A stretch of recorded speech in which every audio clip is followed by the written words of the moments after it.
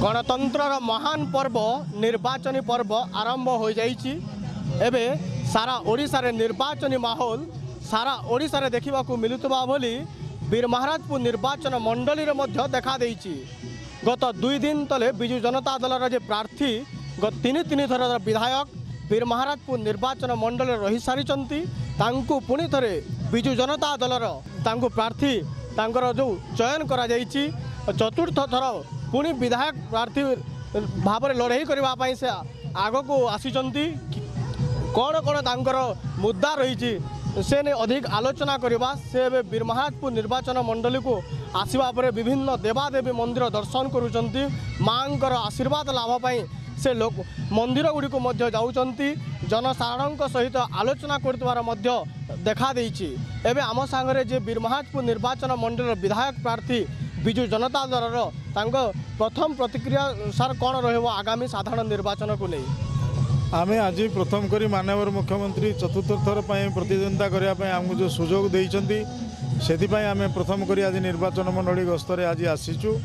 आमर कर्मकर्ता आमर प्रतिनिधि आमर समस्त नेता कर्मी जो भाव में आनंदर उत्साहर सहित आज स्वागत संबर्धना कर आमको आनी आम सब विभिन्न वीरमहाराजपुर निर्वाचन मंडली आरंभ आज चरदा पर्यंत विभिन्न देवादेवी मंदिर में आम देवादेवी को दर्शन करूँ एवं जो भाव में आमर कर्मकर्ता कर्मी नेता मान भितर जो आग्रह प्रकाश होती आग्रह आम तल दिन मानक देखी नथिलु।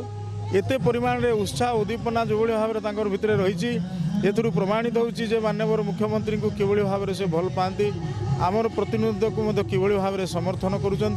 तेणु मुझे कृतज्ञता जनाऊँ धन्यवाद दूची माननीय मुख्यमंत्री को कृतज्ञता जनाऊँ 5T अध्यक्ष श्रीजुक्त पांड्यान को धन्यवाद दूची जे संगठन संपादक प्रणव प्रकाश दास को धन्यवाद दूची जे आमर कर्मकर्ता कर्मी मान नेता मान जो आग्रह को से आमर आस्था विश्वास रखी जो आमर जो चतुर्थ थर पर आमको निर्वाचन कर प्रतिद्वंदितार सुजोग देइछंती।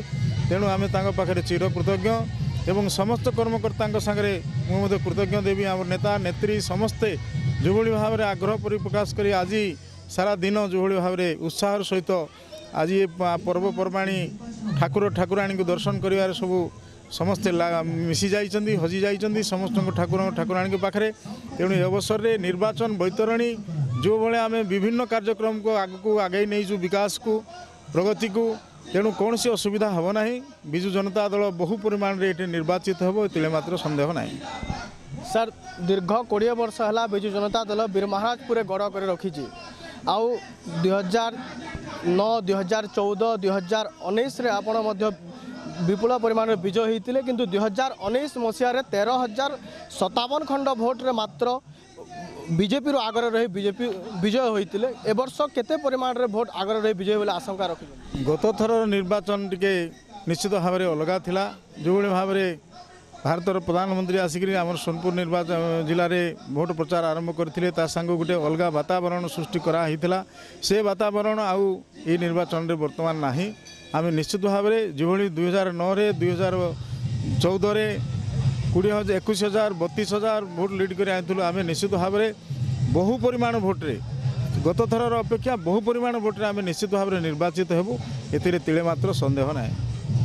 वीरमहाराजपुर दीर्घ 4 गोटी निर्वाचन हम बीजेडी तार शासन कर आसूची तार गड़ को मजबूत कर रखी ए वर्ष 2024 जो साधारण निर्वाचन आसूची गड़ को ठीक भाव में संभाल बोली जहाँ बिजु जनता दल प्रार्थी पद्मनाभ बेहरा जहाँ कहते विपुल परिमाण में विजय होबार आशंका रखिंट। सुवर्णपुर जिला बिनिकारु दधिबावन नायक न्यूज़ 7।